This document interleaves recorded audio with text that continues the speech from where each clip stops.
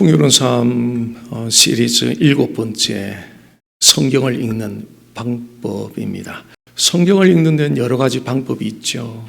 창세기부터 계시록까지 전체를 쭉 읽어가는 일종의 통독법이 있고요. 또 특정한 주제, 예를 들어서 사랑이나 기도나 믿음, 이런 특정 주제와 관련된 성경 구절들을 살펴보면서 읽는 이런 방법이 있고, 또 하나의 방법은 성경을 해설하는 주석서 같은 것을 보면서 좀 더 깊이 연구하면서 읽는 그런 성경 읽는 법도 있습니다. 그런데 이런 다양한 방법에 통해서 이제 성경을 읽는데 과연 하나님의 말씀에 대한 감격이 충분합니까? 라는 질문을 받으면 그렇다라고 대답하기가 쉽지 않다는 것을 많은 분들이 공감할 것입니다. 그 머리 지식은 쌓여가는데 하나님 말씀에 대한 감격은 충분히 누리지 못하는 그 이유는 무엇일까요?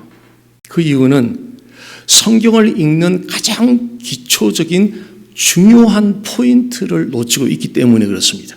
오늘은 성경을 읽는 가장 기초가 되는 중요한 포인트 두 가지에 대해서 말씀을 나누겠습니다. 성경을 읽는 가운데 굉장히 중요한 것은 성령의 역사하심을 받아들이셔야 돼요. 이거는 아카데믹 학원이나 학교가 아니에요. 캠퍼스가 아니에요. 그래서 성경 말씀 반드시 성령의 역사하심을 받아들이셔야 돼요. 그래야 참된 기독교 신앙의 길을 걸어갈 수 있습니다. 성경을 어떻게 읽어야 합니까? 오늘 두 가지를 좀 나누고 싶은데요. 첫 번째는 성경의 권위를 인정하십시오. 로컬길이든지 프리웨이든지 한참 운전하고 가는데 뒤에서 폴리스가 차를 세우라는 신호를 주면 어떻게 반응하시겠습니까? 정상적인 사람이라면 반드시 차를 세울 것입니다. 반면에 홈리스가 차를 세우라고 신호를 준다면 어떻게 반응하시겠어요? 정상적인 사람이라면 홈리스의 그 신호를 무시하고 그냥 지나갈 겁니다. 자, 폴리스가 신호를 주면 차를 멈추고 홈리스가 신호를 주면은 그냥 무시하고 지나가고, 자, 어떤 차이 때문에 이렇게 다른 반응을 보이는 거죠? 어떤 차이 때문에 폴리스의 신호에는 멈추고 홈리스가 신호를 주면 아예 그냥 무시를 하고 지나가 버리는 그 차이가 어디에 있는 거죠? 권위의 차이, 권위의 차이. 폴리스는 차를 세울 수 있는 공적인 권위를 가지고 있고 홈리스는 그 권위를 가지고 있지 않습니다. 그렇다면 여러분은 성경 말씀의 권위를 어느 정도 받아들이고 있습니까? 성경 말씀의 권위를 받아들이는 정도에 따라 그 말씀을, 성경 말씀을 존중할 수도 있고 그 말씀을 무시할 수도 있고 가볍게 취급할 수도 있습니다. 성경의 권위를 온전히 받아들이지 않으면 이 성경 말씀이 어떻게 들리느냐면요, 듣기 좋은 조언, 즉 good advice 정도로 들려요. 그냥 좋은 정도로 들리기 때문에 이거 성경 말씀이 반드시 우리에게 옵션이 있는 것이 아니라 반드시 순종해야 되는 말씀이라고는 여기질 않아요.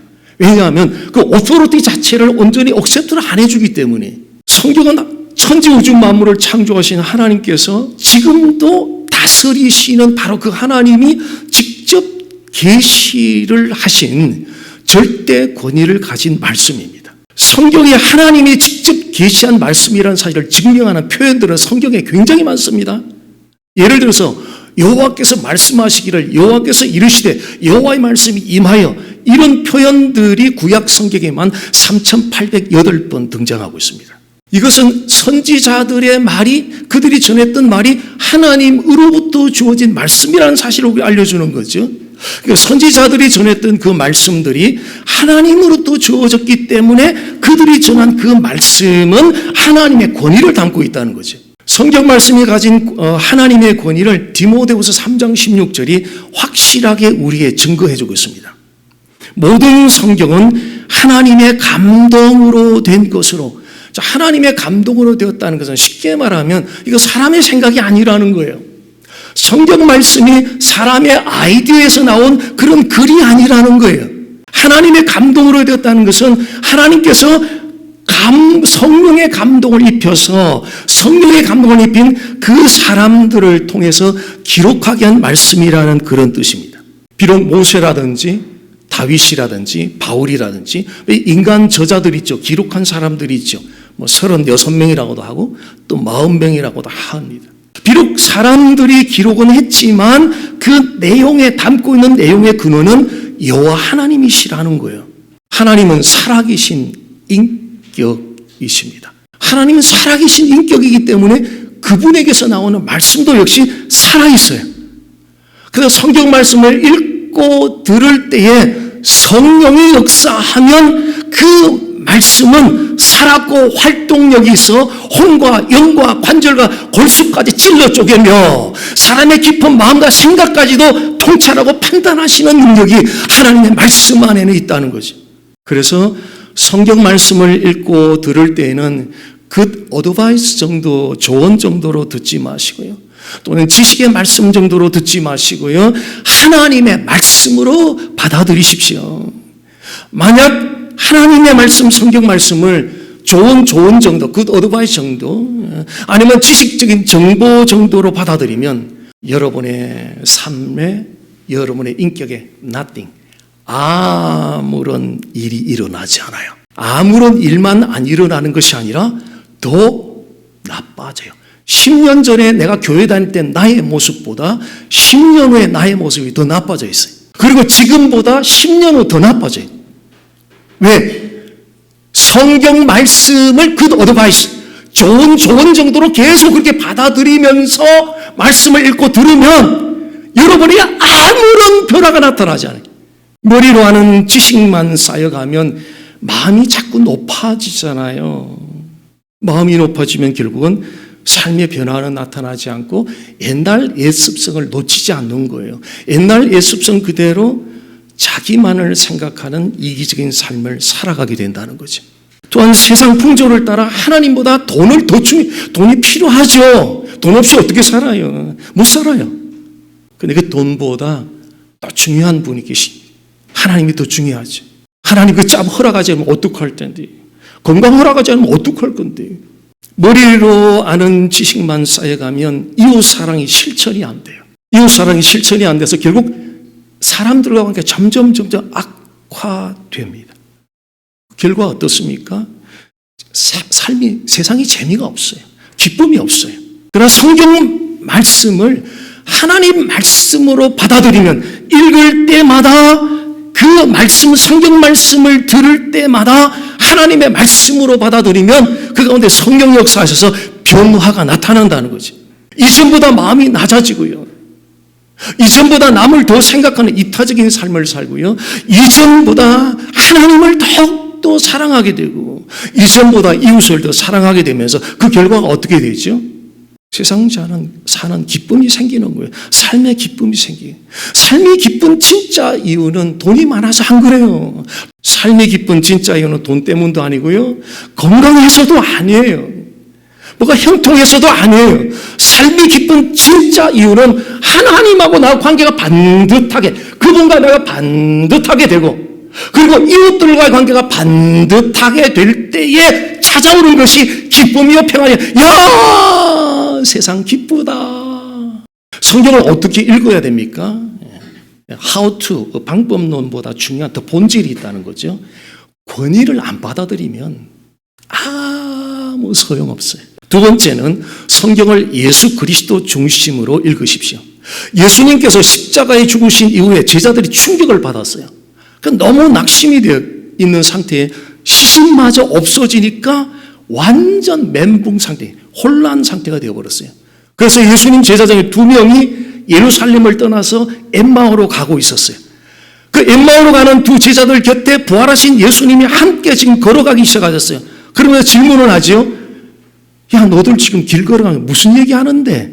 무슨 얘기하는 거야? 질문을 하셨어요. 자, 이 두 제자는 예수님을 충분히 알잖아요. 잘 알잖아요. 예수님이 직접 사사를 받은 사람들이니까. 그리고 성경에 대해서 잘 알아요. 예수님도 잘 알고 성경도 잘 아는 이 사람들이 부활하신 예수님 옆에 함께 걸으면서 너들 지금 무슨 말 하는데 질문했을 때 이 사람들의 반응을 한번 보십시오. 누가복음 24장 16절입니다. 그들의 눈이 가려서, 그러니까 두 제자는 눈이 가려서 부활하신 예수님 옆에 있는데도 알아보지를 못했다는 거예요. 눈이 가렸다는 것은 영적인 눈이 안 열렸다는 거죠. 영적 눈이 열리지 않아서 부활하신 예수님을 인식할 수 없었다는 거예요. 그렇다면 이 두 제자는 왜 그렇게 예수님도 잘 알고 평소에 성경도 잘 알면서 왜 부활하신 예수님을 알아보지 못했을까? 가장 큰 문제는 메시아에 대한 잘못된 생각 때문에 그렇습니다. 그 당시 이스라엘은 로마 제국의 지배를 받고 있었기 때문에 이스라엘 백성들의 소원은 빨리 로마 제국으로부터 해방되는 거예요. 그래서 로마 제국으로부터 해방시켜 줄 수 있는, 로마 제국을 업사이드다운 전복시키고 이스라엘 해방시켜 줄 수 있는 아주 파워풀한 정치적인 혁명가, 그런 메시아, 구원자, 이런 메시아관을 유대인들이 갖고 있었던 거예요. 예수님에게도 그런 메시아상을 기대했던 거죠. 그런데 예수님 십자가에서 너무 힘 한 번 쓰지 못하고 허무하게 돌아가신 거예요. 제자들이 실망을 했죠. 아, 이제는 희망이 다 끝났다. 제자들은 희망이 다 끝났다라고 생각했습니다. 결국 부활하신 예수님에 대한 바른 이해와 믿음이 없었던 그들은 부활하신 예수님을 인식할 수가 없었던 것입니다. 이것이 바로 진리의 신비입니다. 진리는 지식적으로 많이 안다고 억셉도 되는 게 아니에요. 진리는 그렇게 받아들여지는 것이에요. 왜냐하면 우리 사람 안에 있는 죄, 신 때문에 사람은 스스로 진리를 받아들일 수가 없어요. 반드시 성령님이 역사해 주셔야 돼요. 성령님이 역사하면 성령이 우리의 마음 문을 활짝 열으셔서 그 진리를 진리로 알아보게 하고 진리의 가치를 인정하게 하고 진리를 받아들이는 그 은혜를 베풀어 주시는 것입니다.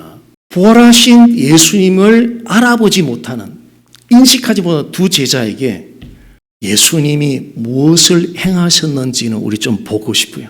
이게 바로 목회 어떻게 할 거야? 굉장히 중요한 나침판입니다. 성도들은 교회 생활 어떻게 할 거야? 예수 왜 믿는 거야? 어떻게 믿을 거야? 라는 질문에 대한 아주 좋은 나침판과 같은 역할을 할 겁니다. 예수님이 그 제자들이 무엇을 행하셨는가? 그분이 행하신 걸 가만히 보면 우리가 가야 하는 길이 바로 그 길이라는 거죠. 누가복음 24장 27절입니다. 모세와 모든 선지자의 글, 모세와 모든 선지자의 글은 구약 성경에 대한 다른 표현이에요. 한마디로 구약 성경을 말하는 거예요. 성경은 구약과 신약, 구약 성경, 신약 성경 구성되어 있죠. 구약 성경은 하나님께서 예수 그리스도가 오실 것을 약속하시고 여러 가지 방식으로 나타낸 것을 기록한 말씀, 그것이 구약 성경이에요. 신약 성경은 예수님께서 오셔서 약속이 성취된 것을 기록한 말씀, 그 신약 성경이에요. 자, 비유하면은 어떤 좋은 영화가 몇 달 후에 개봉이 돼요. 그럼 영화 극장에서는 어떻게 해요? 곧 개봉박두 계속 준비하세요. 곧 영화가 개봉돼요. 준비하세요. 구약 성경은 우리를 구원하시기 위하여 메시아 예수가 올 거예요. 오실 예수를 믿고 기다리세요. 올 거예요. 구약 성경. 신약 성경은 약속대로 예수가 왔어요. 이제 믿으세요. 이분을 믿으세요. 그 신약 성경이에요. 자, 성경은 뭐라고 기록하고 있느냐면요. 구약 성경에 쓴 바 자기에 관한 것. 즉, 예수님께서 구약 성경 속에 담긴 예수님 자신의 이야기를 그 두 제자에게 자세히 풀어 설명을 해줬어요. 구약 속에 담긴 예수님 이야기, 이게 뭐예요? 구약 속의 예수 복음이에요. 여러분, 교회 다니면서 어떤 메시지를 듣기 원하세요? 적어도 보배로운 교회, 저와 함께 신앙생활하는 교우들은요, 이 정도는 요청을 해 주셔야 돼요. 목사님, 그분 그 복음, 그리스도 예수, 그거 듣고 싶어요. 성령 안에서 제가 받아들인 성경은 프로블럼 앤 솔루션, 문제와 해결책이었어요. 인간이 최초로 발생시킨 문제, 프로블럼, 신, 죄의 문제를 발생시켰어요. 그게 창세기 3장 1절에 6절 오리지널 신, 원죄라 그러잖아요. 그러니까 거기에 대한 하나님의 대책이 무엇인가 봤더니 두 개도 아니고, 두 개도 있으면 좀 설교하기도 좋고 그럴 텐데 딱 유일한 것밖에 준 적이 없어. 하나님이 해결책으로, 솔루션으로 창세기 3장 15절 여자의 우선 메시아 예수 그리스도, 이것이 죄에 대한 유일한 해결책이다. 그리고 계시록 끝까지 Jesus on every page, 예수 그리스도 복음을 계속 계시하고 가는 거예요.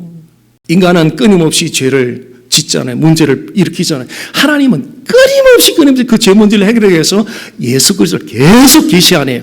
개인의 문제, 가정의 문제, 이웃의 문제, 그 모든 문제들의 뿌리는 결국은 죄예요. 죄.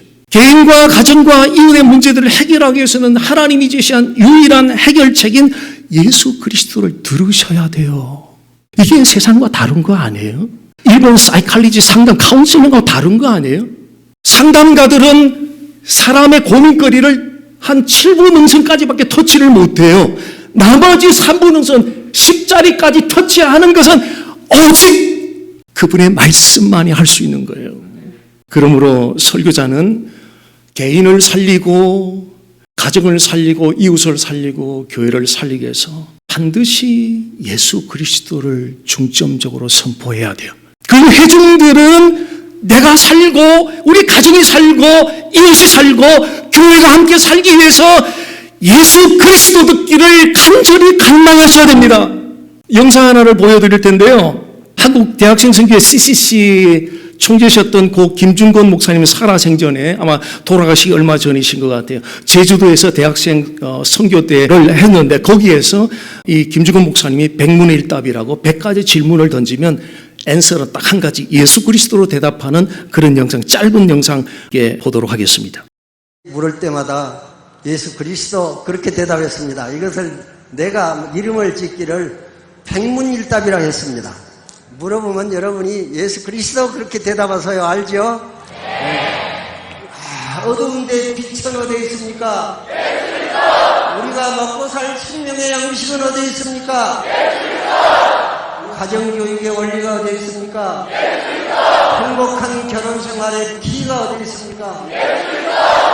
복의 근원이 누구십니까? 국회의원들이 알아야 될 분이 누구십니까? 모든 대학 교수들이 알아야 될 분이 누구십니까? 태어나는 아이들마다 누구의 이름을 불러야 됩니까? 교육의 목표가 누구십니까?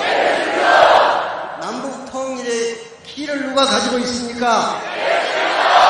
나라의 국방의 원리가 무엇입니까? 진리가 어디 있습니까? 진짜 생명은 어디 있습니까?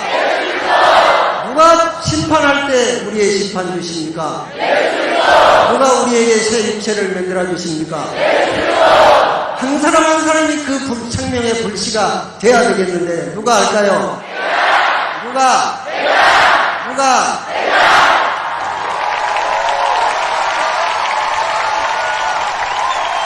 설교자가 예수 그리스도를 온전히 선포하고 회중들이 예수 그리스도를 듣기를 간절히 갈망할 때 또 대단히 중요한 걸 좀 살펴볼 겁니다. 그럼 무슨 일이 일어나는가? 무슨 일이 일어나길래 그렇게 예수 하는가? 자, 누가복음 24장 31절 봅니다. 예. 그들의 눈이 밝아져 그인 줄 알아보더니, 예. 처음에는 이 제자들이 부활하신 일을 알아보지 못했잖아요. 눈이 가려져서. 근데 구약 속의 예수 복음 이야기를 자세히 듣고 나더니 영의 눈이 밝아져서 드디어 이분이 부활하신 예수님이구나. 그분을 알아봤어요. 비밀이 뭐죠? 구약 속의 예수 복음을 누구로부터? 사도들도 아니고 지저스 예수님으로부터 듣고. 그 다음에 32절 보겠습니다. 그들이 서로 말하되 길에서 우리에게 말씀하시고 우리에게 성경을 풀어주실 때 우리 속에서 마음이 뜨겁지 아니하더냐. 구약 속에 담긴 예수 그리스도의 복음을 자세히 설명을 듣고 나서 제자들의 변화가 그동안에 침체되어 있었어요. 예수님은 죽으시고 시신마저 없어지고 어깨가 축 늘어들어 침체되어 있었는데 구약 속의 예수 복음 양을 자꾸 듣다 보니까 침체된 영이 살아나기 시작했어요. 회복이 왔어요. 복음이 왔어요. 예수 그리스도를 지속적으로 들으면 성령 역사예요. 성령이. 마음이 막 뜨거워져요.